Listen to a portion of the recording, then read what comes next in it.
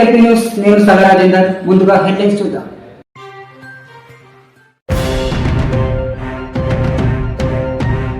చంపుతానని బెదిరించిన వ్యక్తులపై కేసు నమోదు.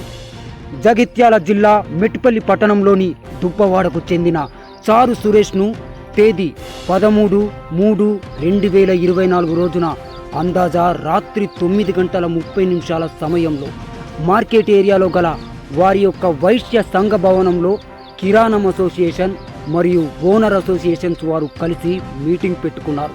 అదే రోజు రాత్రి 11:50 మీటింగ్ పూర్తయింది.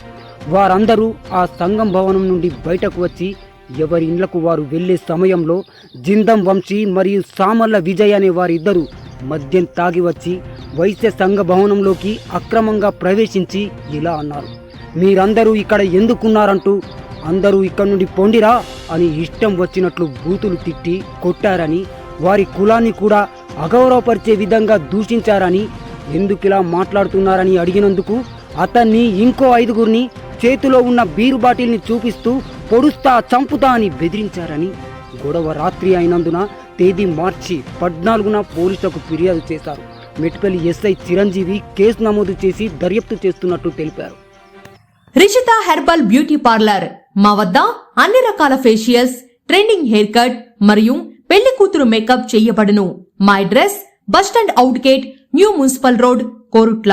సంప్రదించవలసిన నంబర్ 9100476724. మన ఎల్పీ న్యూస్ ఛానల్ ని లైక్, షేర్, కామెంట్ చేయండి. మరిన్ని లేటెస్ట్ అప్డేట్స్ కోసం మన ఎల్పీ న్యూస్ ఛానల్ ని సబ్స్క్రైబ్ చేయండి. అలాగే పక్కన ఉన్న గంట సింబల్ ని కొట్టడం మాత్రం మర్చిపోకండి.